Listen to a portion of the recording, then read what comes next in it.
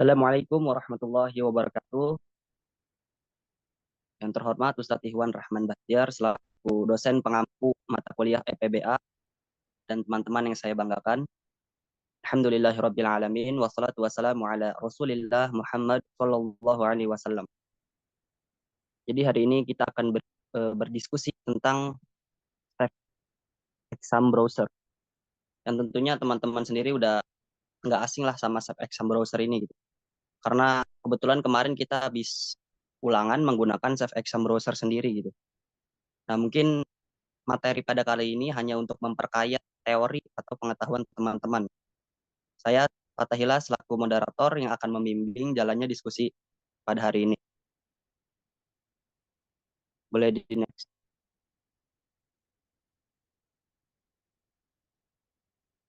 Nah, sebelumnya saya akan memperkenalkan anggota kelompok 12. Yang pertama ada rekan saya Rahma, kemudian Ani sendiri, Fatahila, dan yang terakhir ada Ikal. Rangkaian acara yang akan kita lewati pada diskusi hari ini antara lain ada pembukaan, kemudian ada penyajian materi, kemudian sesi tanya jawab, dan yang terakhir ada penutup. Langsung aja ke acara yang pertama yaitu pembukaan. Marilah kita bersama-sama mengucapkan bismillah, lafaz basmalah, bismillahirrahmanirrahim. Selanjutnya penyajian materi. Untuk pembahasan kami pada hari ini, topik diskusinya itu ada yang pertama pengertian dari safe exam browser. Apa sih safe exam browser itu? Kemudian yang kedua ada apa saja kelebihan dan kekurangan dari safe exam browser gitu. Dan yang terakhir ada bagaimana penerapan atau penggunaannya dalam pelaksanaan ujian. Apakah penerapannya itu dapat direkomendasikan ataupun enggak. Nah, itu akan dibahas oleh kelompok kami. Boleh di next.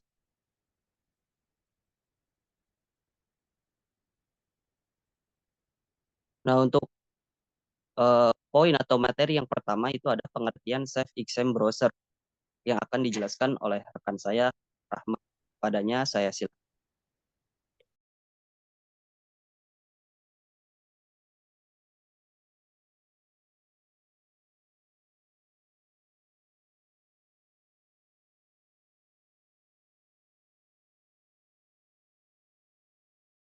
Oke, Bismillahirrahmanirrahim. Yang pertama kita masuk ke pengertian Safe Exam Browser. Apa sih Safe Exam Browser itu? Safe Exam Browser atau bisa disingkat jadi SEB adalah aplikasi yang dibuat untuk membantu mengatasi kemungkinan kecurangan yang dilakukan peserta ujian online. Nah, SEB ini bekerja dengan cara menutup otomatis aplikasi seperti browser, WhatsApp, dan sumber lain yang tidak diperkenankan. Sehingga peserta ujian itu hanya dapat mengakses soal ujian atau fitur-fitur tertentu yang sudah disetting oleh uh, guru atau dosen. Seperti itu. Untuk selanjutnya, nah, Safe Exam Browser ini bisa memberikan perlindungan apa aja sih? Yang pertama itu uh, Safe Exam Browser itu menahan atau melindungi dari peserta ujian membuka aplikasi asing atau komunikasi dan suara.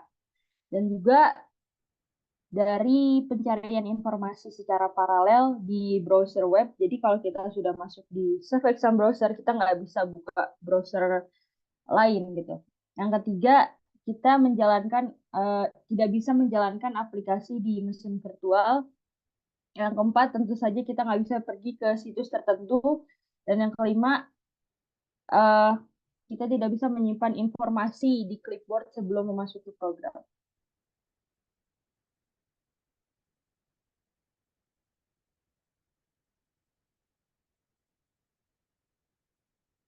Untuk kelebihannya akan dijelaskan oleh rekan saya.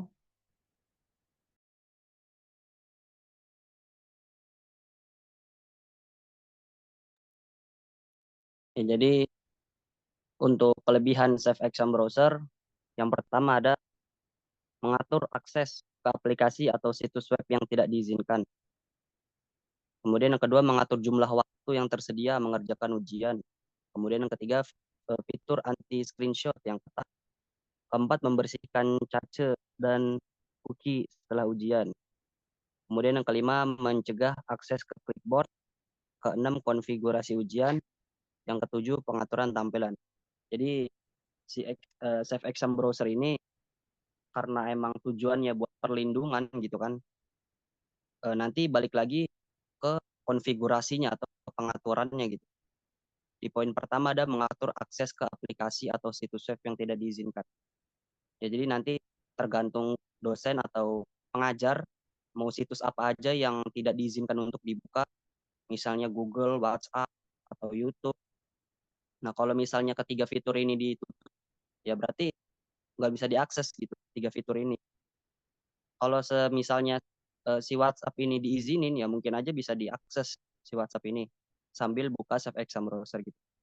Nah, jadi untuk kelebihan si Safe Exam Browser ya dari poin 3 fitur anti screenshot, kemudian poin kelima mencegah akses ke clipboard. Ya berarti emang kelebihannya itu memberikan perlindungan. Nah, simpelnya mencegah untuk mencontek gitu kan. Boleh di next.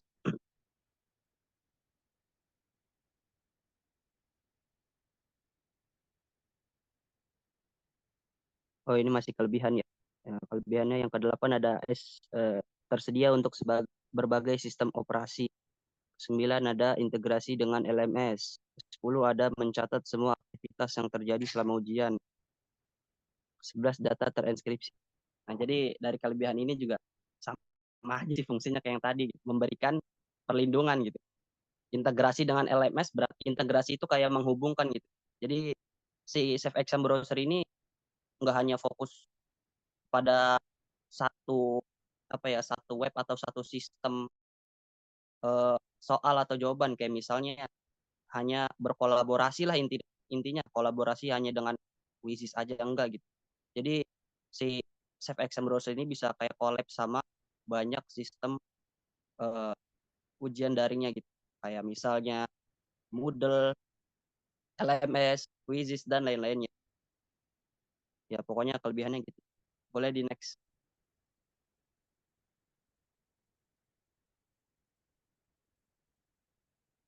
Nah, untuk selanjutnya ada kekurangan Safe Exam Browser.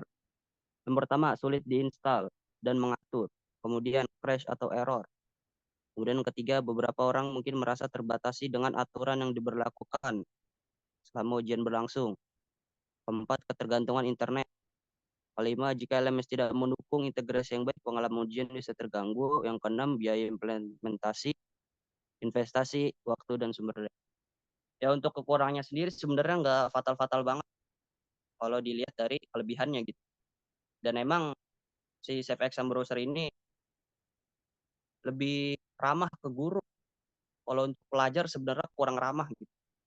Nah, untuk fitur-fitur untuk kesulitan-kesulitan kayak kekurangannya ini ada kemungkinan crash atau error. Nah, itu seperti aplikasi-aplikasi pada umumnya gitu. Jadi kayak error atau misalnya merasa terbatasi ya itu kan emang udah jadi aturan aplikasi atau sistemnya sendiri gitu.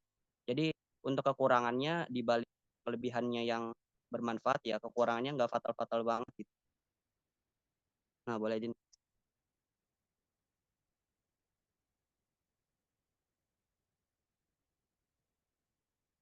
Nah selanjutnya setelah kita mengenal apa sih si exam browser ini, kemudian apa sih kelebihan sama kekurangannya dari si exam browser ini. Selanjutnya ada penggunaan Safe Exam Browser gitu. Gimana sih cara menggunakan si Safe Exam Browser ini gitu. Terus juga tadi kan dijelaskan ada konfigurasi, integrasi. Nah, itu tuh maksudnya apaan gitu. Nah, itu tuh akan dijelaskan pada poin penggunaan Safe Exam Browser yang akan dijelaskan oleh rekan saya, Ikal. Padanya saya silakan.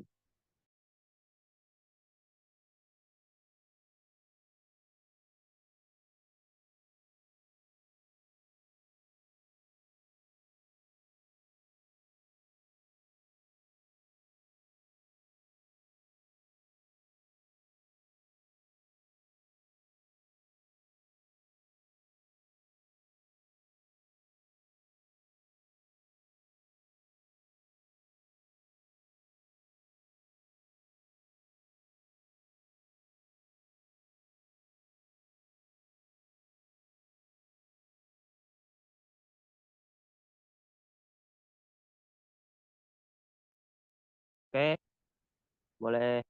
Nah, karena Haikal lagi ada apa kegiatan lain, lagi di jalan dia, maka saya akan menggantikan Haikal. Boleh di slide sebelumnya dulu.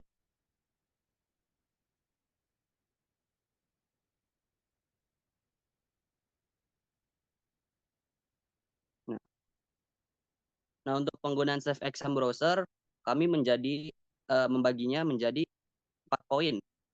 Yang pertama, langkah instalasi, kemudian konfigurasi, kemudian integrasi, dan yang terakhir adalah pengalaman. Nah, boleh di next.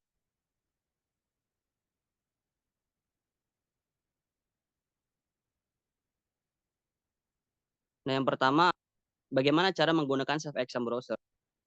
Kita nggak bisa langsung ke konfigurasi, integrasi gitu. Langkah yang pertama tentu harus menginstal. Karena kalau nggak menginstal ya gimana mau lanjut ke yang seterusnya gitu. Nah, langkah-langkah instalasi ini yang pertama ada kunjungi situs resmi SEB. Kemudian pilih versi SEB yang sesuai dengan sistem operasi perangkat Anda. Ada Windows, kemudian Mac, macOS, atau iOS. Kemudian unduh file instalasi yang sesuai. Kemudian cara instalasinya itu buka file instalasi yang telah diunduh. Nah, ini sebenarnya cara-cara ini samalah kayak cara-cara kita kemarin. Karena kemarin juga kan kita disuruh ngunduh si SEB ini di laptop masing-masing atau di perangkat masing-masing. Ya caranya kurang lebih kayak gitulah sama. Ada link, kemudian kita klik, kita unduh, dan kita install. Kurang lebih caranya sama kayak gitu untuk yang langkah-langkah instalasi. Boleh di next.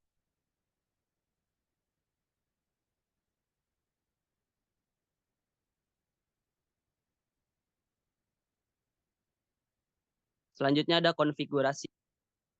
Konfigurasi itu apa sih gitu? Konfigurasi itu simpelnya itu penyetelan atau setting. Jadi di setting mau passwordnya itu apa, mau kata sandi atau kata kunci pas keluar itu apa. Ya pokoknya konfigurasi ini simpelnya itu adalah penyetingan atau penyetelan sistem si Safe Exam Browser itu sendiri. Dan biasanya konfigurasi ini dilakuin oleh dosen atau pengajar gitu. Karena kan mereka yang ngebuat soal gitu. Sistem-sistemnya juga tentu dari mereka. Untuk siswa atau mahasiswa tenang aja nggak bakal ada konfigurasi ya. Kecuali kalau dia emang pengen jadi pengajar gitu. Untuk lebih jelasnya teman-teman bisa ngelihat video yang di sebelah kanan. Boleh tolong dimulai. Ya.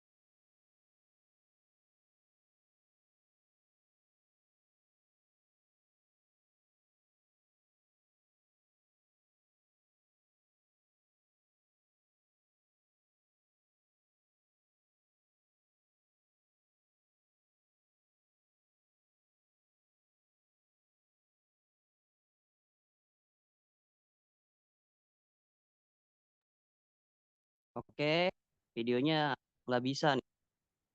Jadi tidak sesuai dengan rencana. Oleh karena itu mungkin untuk video konfigurasi bisa cari aja di YouTube masing-masing. Di searching konfigurasi Safe Exam Browser. Nanti itu dijelasin. Videonya juga cuma bentar kok, 3 menit doang.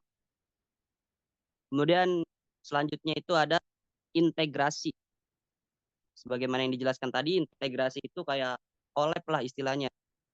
Jadi kayak menghubungkan sistemnya gitu. Ya gitulah pokoknya. Nah jadi kalau ditanya si SEB ini perlu menghubungkan ke sistem atau platform lain kah? Ya itu jawabannya perlu gitu. Karena si SEB ini fungsinya buat ngelok doang gitu. Karena awalnya itu saya ngira si SEB ini kayak platform kuisis, Kahoot yang ketika dibuka udah ada soal. Nah, ternyata beda gitu. Jadi si SEB ini perlu menghubungkan sistemnya ke sistem yang lain gitu. Nah, untuk caranya itu kayak gimana? Untuk caranya sendiri akan dijelaskan oleh rekan saya, Haikal. Kepadanya saya silakan.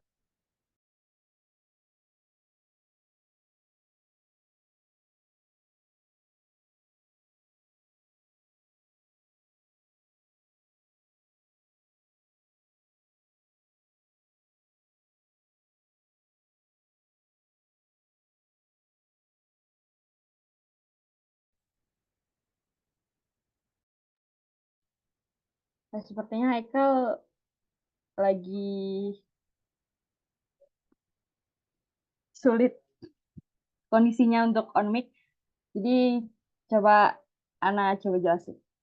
Ini kita masuk ke integrasi. Nah, yang pertama yang harus kita lakukan adalah mencari pengaturan SEB-nya di settingnya. Buka setting di platform ujiannya, terus eh, banyak platform LMS populer memiliki pengaturan khusus untuk integrasi dengan SEB. Jadi emang SEB ini sudah sangat eh, terintegrasi dengan platform LMS sehingga mempunyai setting-setting khusus untuk mengatur SEB ini. Nah, yang kedua itu kita aktifkan SEB-nya. Aktifkan opsi yang seharusnya ujian diakses melalui SEB. Ini biasanya dilakukan dengan mencentang kotak atau memilih opsi tertentu dalam pengaturan ujiannya. Jadi kita bisa uh, menemukan apa namanya izin izin di platform LMS-nya untuk tersambung dengan SEB-nya, Self Exam Browser-nya. Nah, terus kita setel browser exam key-nya, kunci ujiannya. Terus kalau seperti yang kita tahu, kita UAS disuruh bikin soal ujian di yang terintegrasi dengan Self Exam Browser. Nah, itu kita suruh buat kunci kan. Dengan kunci masuknya itu NIM kita dan kunci keluar itu huruf. Nah, ini kayak gini sama. Nah, banyak platform LMS memungkinkan kita untuk menetapkan browser exam key yang unik.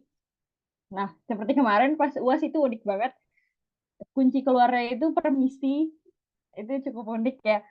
Nah, terus ini adalah kode khusus yang mengikat ujian ke SEB dan memastikan ujian hanya dapat diakses melalui SEB aja. Jadi kita nggak bisa buka, kemarin kita pakai Google Form kan. Nah, kita nggak bisa buka Google Form itu kecuali dengan SEB.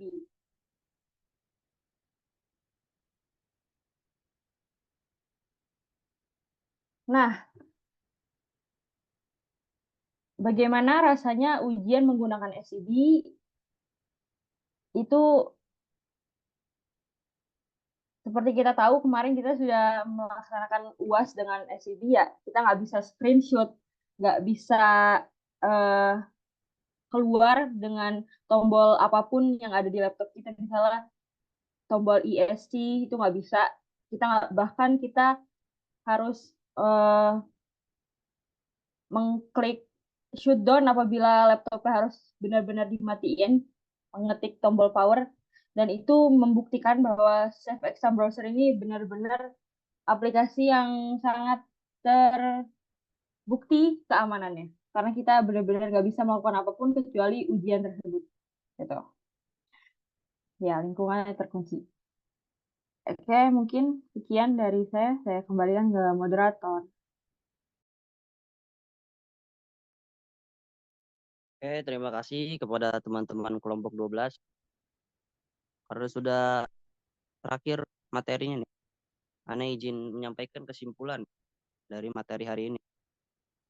Simpulannya sebenarnya cukup simpel. Si SIB ini fungsinya buat memberikan perlindungan.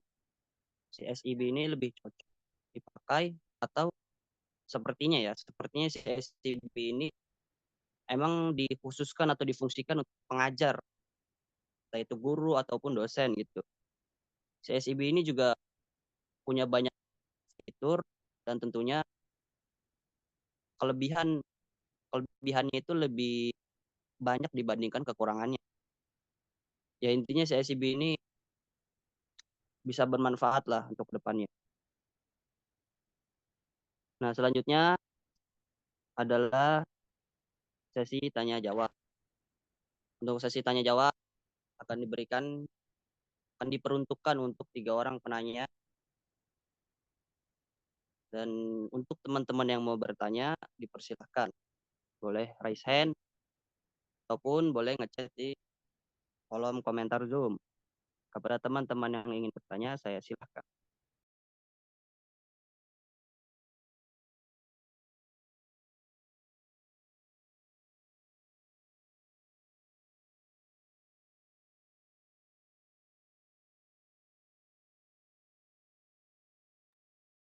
Oke, karena nggak ada yang bertanya, eh, sekian dari kelompok kami. Mari kita mengucapkan hamdalah, alhamdulillah. Kurang lebihnya mohon maaf. Wassalamualaikum warahmatullahi wabarakatuh.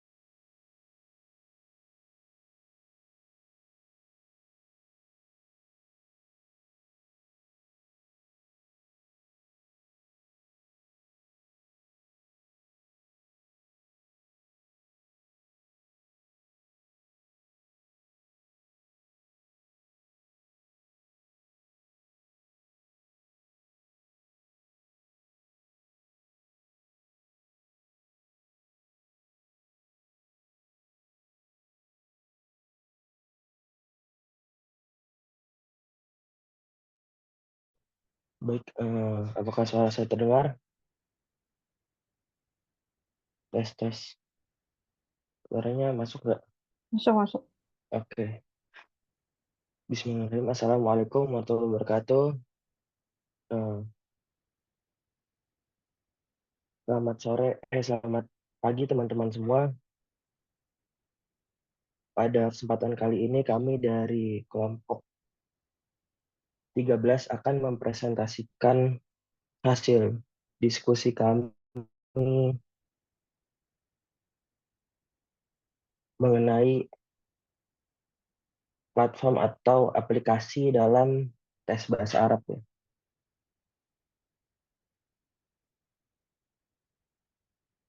Boleh di next. Nah, untuk kelompok 13 ini kami beranggotakan 3 orang, saya sendiri, kemudian ada Laila dan ada Fatimah. Ya, boleh di next.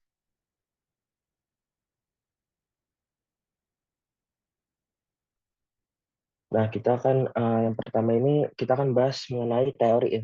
Teori yang berhubungan dengan platform atau aplikasi dalam tes bahasa Arab ini.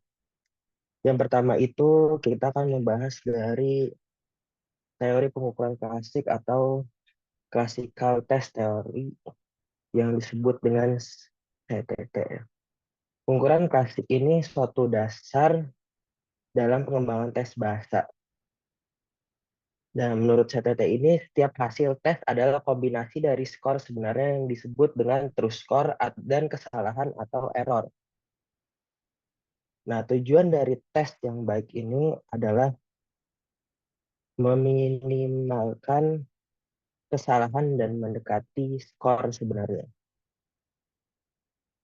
Contoh penerapannya ini itu diterapkan di dalam platform tes bahasa Arab yang bernama Arabic Proficiency Test by Arab Academy dan TOEFL.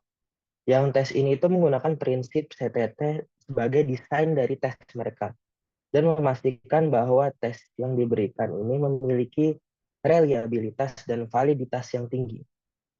Reliabilitas ini memastikan konsistensi hasil tes, sementara validitas itu memastikan bahwa tes itu mengukur apa yang seharusnya diukur gitu. Kemudian yang kedua itu ada teori dari teori respon untuk butir tes itu, atau disebut dengan item response theory.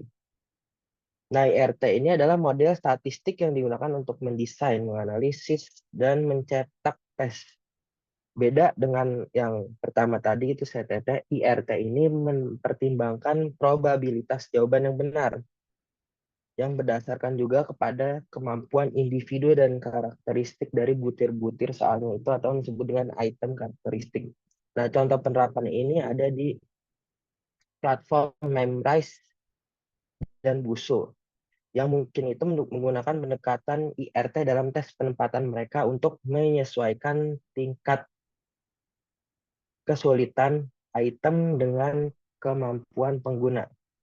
Sehingga ini memungkinkan adaptasi tes secara dinamis sesuai dengan respon pengguna.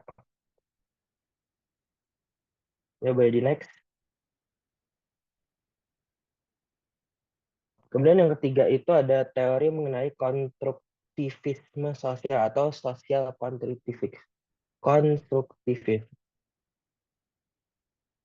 Teori ini dipopulerkan oleh Vygotsky yang menekankan peran interaksi sosial dan budaya dalam pembelajaran. Menurut teori ini, pembelajaran terjadi melalui interaksi dengan orang lain dan penggunaan alat budaya termasuk bahasa. Kemudian contoh yang diterapkan itu ada di platform seperti Genially yang memungkinkan pendidik untuk merancang pengalaman belajar dan tes interaktif yang melibatkan kolaborasi dan komunikasi. Sehingga tes yang berbasis konstruktivisme itu mendorong pengguna untuk berinteraksi dengan konten dan satu sama lainnya dan meningkatkan pembelajaran melalui keterlibatan yang aktif. Kemudian yang keempat ini ada teori respon butir atau yang disebut dengan IRT. Yang keempat ini ada mengenai teori kecakapan bahasa ya. Nah, teori kecakapan bahasa ini mengusulkan bahwa kemampuan bahasa adalah konstruksi multidimensional yang meliputi beberapa keterampilan dasar, seperti mendengarkan, berbicara, membaca, dan menulis. Seperti yang disebutkan oleh Bachman dan Palmer pada tahun 1996, yang diperkenalkan model kecakapan bahasa yang mencakup pengetahuan bahasa atau gramatikal dan tekstual serta kemampuan yang strategis. Kemudian platform yang digunakan untuk media tesnya itu ada TOEFL test dan Codemaster. Oke, boleh next.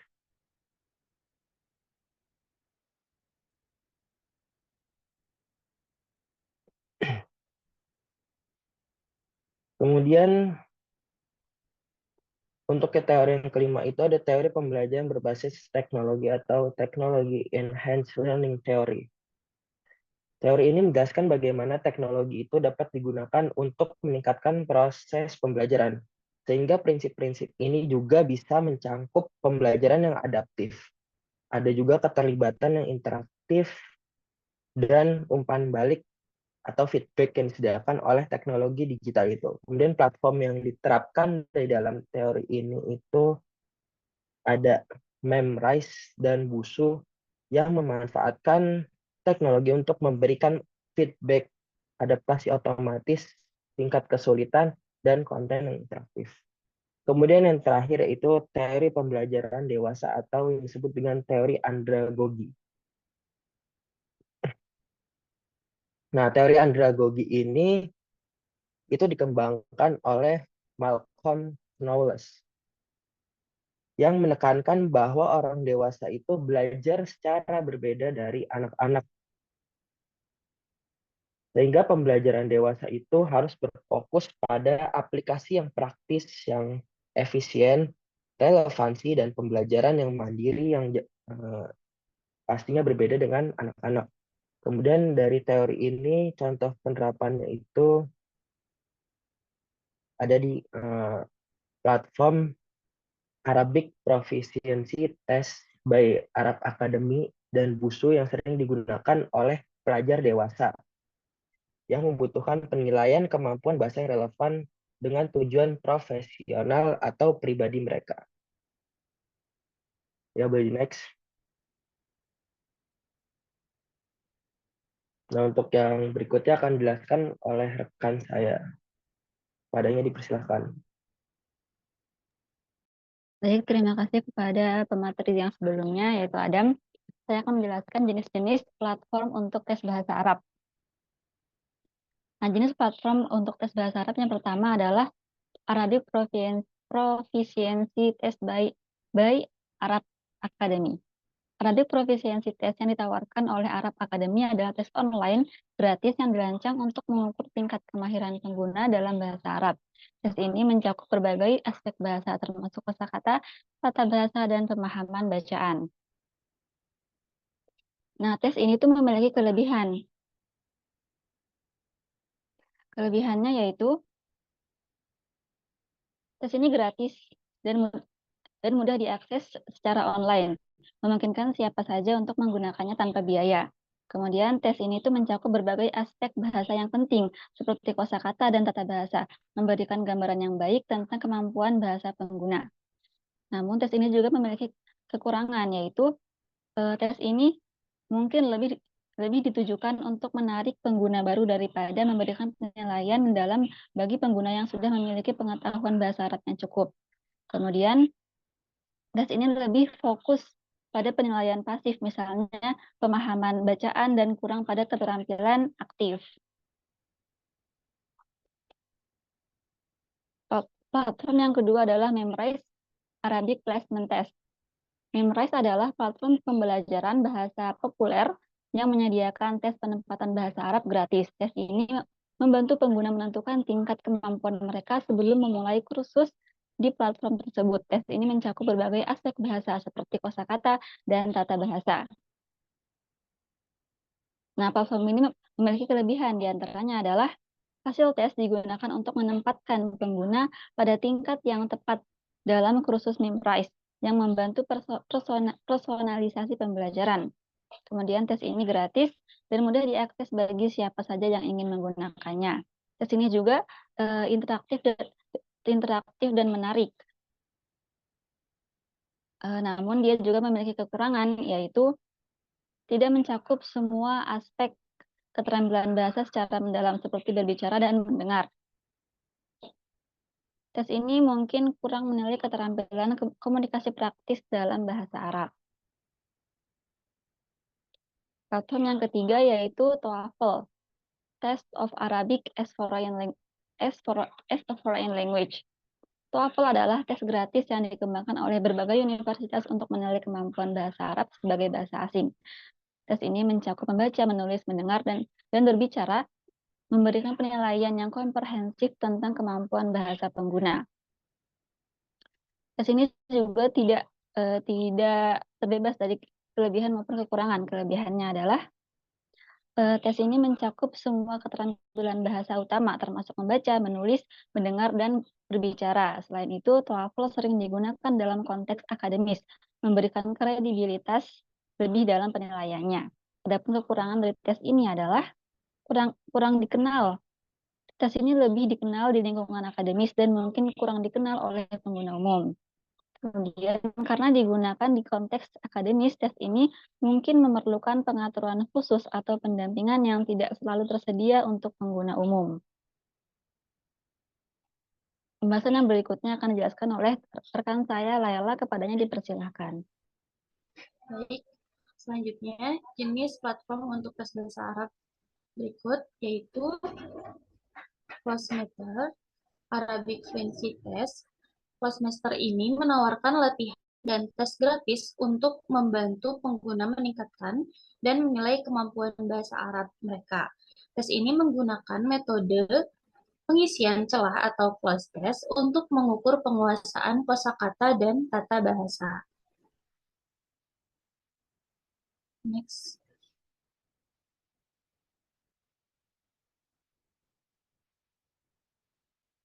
Untuk kelebihannya, yaitu menggunakan cloud test yang merupakan metode yang menarik dan efektif dan juga bersifat interaktif. Untuk kekurangannya, kurang mencakup keterampilan berbicara dan mendengar, dan kurangnya pengakuan dari institusi pendidikan. Jadi kalau kita ingin menggunakan cloud test itu kekurangannya tidak atau kurang mencakup keterampilan berbicara dan mendengar. Dan untuk kalam sama istima itu kurang mencakup. Okay, next.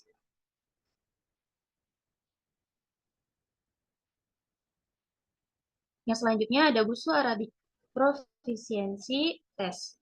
Busu adalah platform pembelajaran bahasa online yang menawarkan tes penempatan bahasa Arab gratis. Jadi di dalam platform atau aplikasi ini, kita juga ada pembelajarannya. Lalu ada juga tes penempatan bahasa Arabnya. Dan ini membantu pengguna menentukan tingkat kemahiran mereka. Jadi kalau misalkan kita ingin menentukan tingkat seberapa mahir sih, nah kita bisa menggunakan aplikasi atau platform Busu ini. Nah, uh, jadi kalau misalkan kita ingin menentukan kemahiran, lalu untuk atau sebelum memulai kursus di platform tersebut, kita bisa gunakan aplikasi ini. Untuk kelebihan dan kekurangannya bisa di next.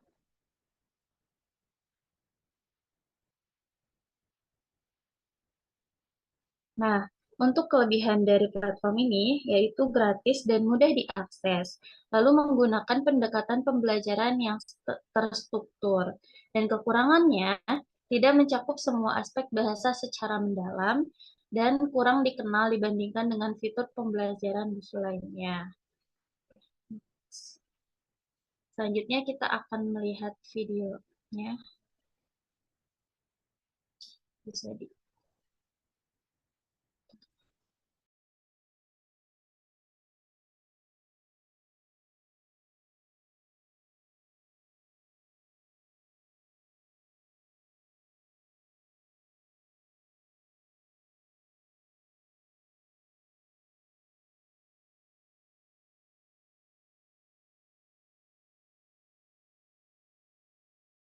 Aplikasi Busu adalah aplikasi yang saya gunakan untuk belajar bahasa Arab. Di sini juga terdapat bahasa-bahasa yang lain. Kalian bisa memilihnya di pojok kiri atas.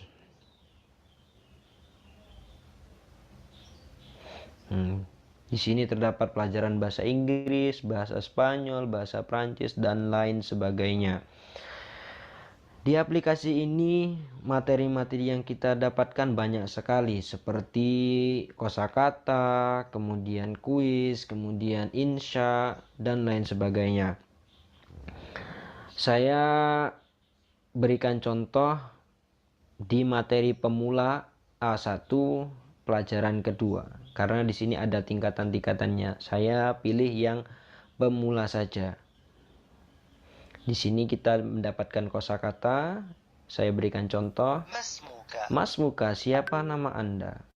Kemudian nama saya, lanjutkan.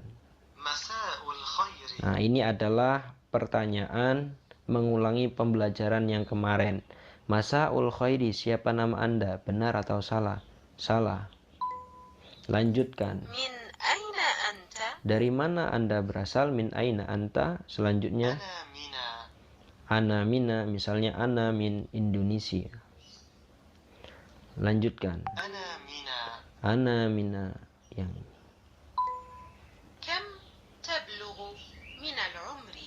Kam tablughu minal umri? Berapa usia Anda? Ismiya, misalnya ismi Muhammad Shadiq. Ismiya ini berarti saya dari. Benar atau salah? Salah. Lanjutkan. Umriya sanatan. Misalnya umriya salasa asyrata sanatan. Seperti itu. Lanjutkan. Masmuka artinya apa? Siapa nama Anda? Ini adalah latihan. Lanjutkan. Teruskan. Ini adalah materi percakapan ya. Karena kosakata, kemudian dialog, kemudian ada kuis, kemudian percakapan. Kemudian kita latihan yang dialog. Di sini ada beberapa sub yang harus kalian ketahui. Yang pertama, kalian bisa menekan menu yang ada di pojok kanan atas. Di sini ada dua macam terjemah. Yang sebelah kiri yang ini adalah bagaimana cara kita membacanya. Marhaban, marhaban, mas muki gitu. Mas muki seperti itu. Kemudian yang ada yang sebelahnya ketika kita klik maka ini adalah terjemah dalam bahasa Indonesia.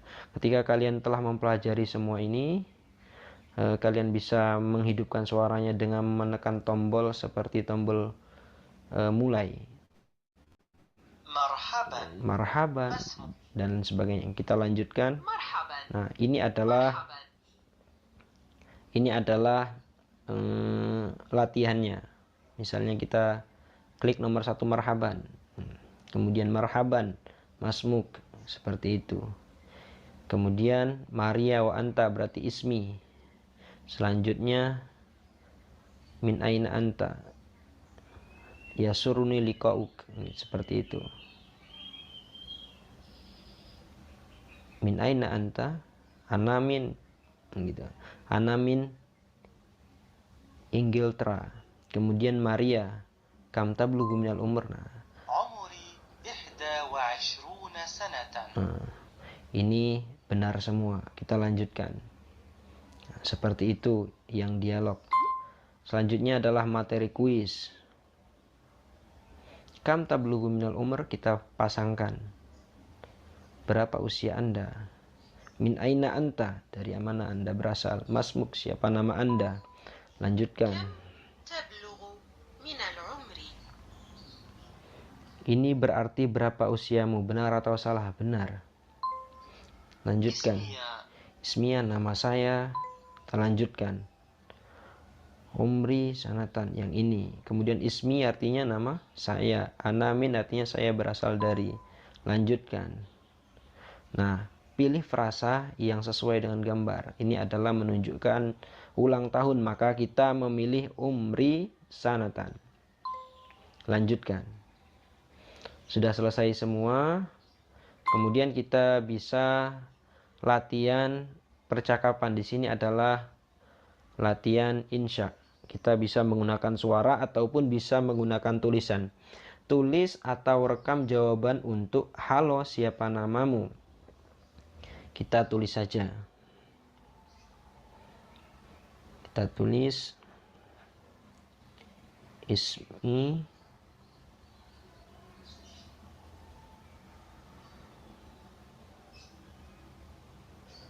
Muhammad Shadiq.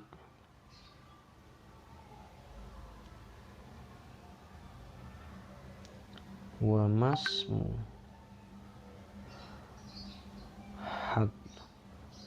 hadratika akhi. Karena ketika wamas muka terlalu pendek ya, karena kita ada beberapa kata yang harus kita tulis, artinya harus panjang tulisannya seperti itu. Ismi Muhammad Shadiq wamas hadratika ya akhi. Hadratika ini adalah kata yang sopan ya, kata yang sopan seperti itu. Biasanya ditunjukkan kepada orang yang lebih tua, syekh dan lain sebagainya. Kita kirim jawabannya.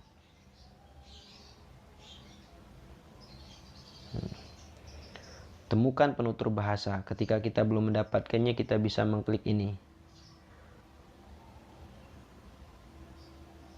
Apa bahasa yang Anda kuasai? Bahasa Arab. Kita telah dipelajari bahasa Arab. Lanjutkan. Tambahkan foto profil. Lewati saja. Tambahkan semua. Ini untuk menambahkan teman ya, di sosial nanti. Lewati saja tidak apa-apa.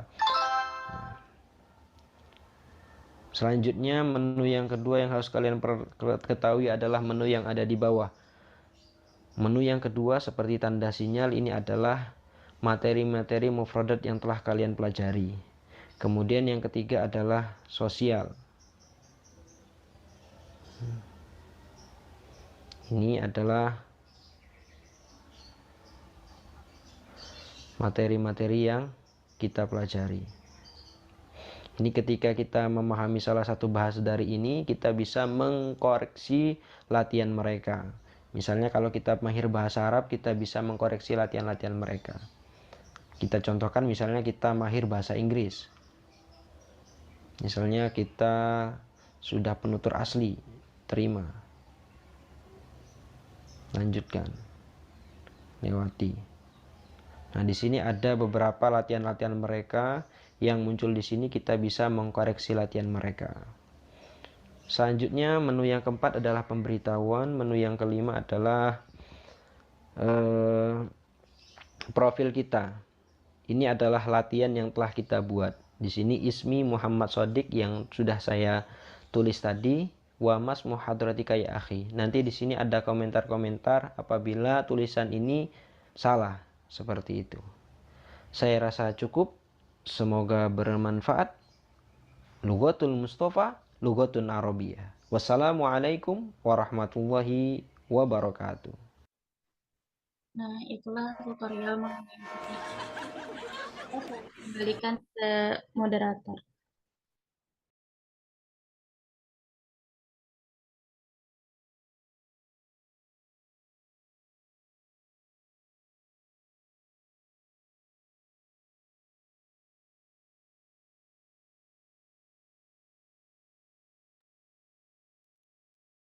Ya, tadi teman-teman udah nonton untuk video tutorial salah satu platform untuk media tes bahasa Arab itu yaitu Busu.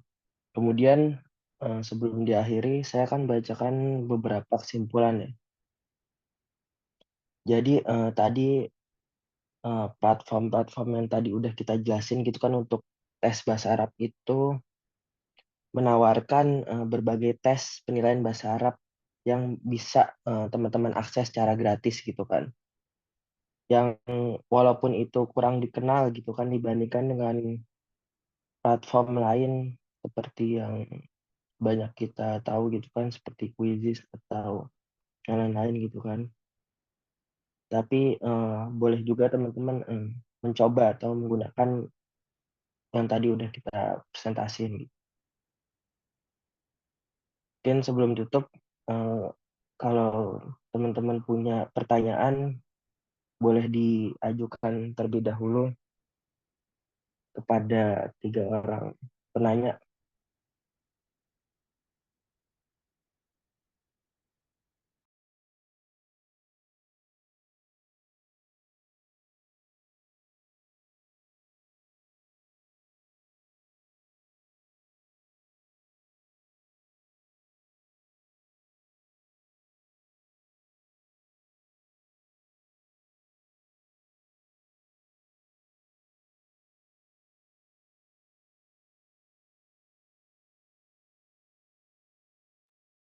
Oke, karena nggak ada yang mau bertanya ya, maka presentasi dari kelompok 13 ini saya akhiri ya. Terima kasih kepada teman-teman dan dosen pengampu Ustadz Ikhwan dan Ustazah Putih. Kurang lebihnya kami mohon maaf. Akhir kalam, wassalamualaikum warahmatullahi wabarakatuh. Waalaikumsalam warahmatullahi wabarakatuh.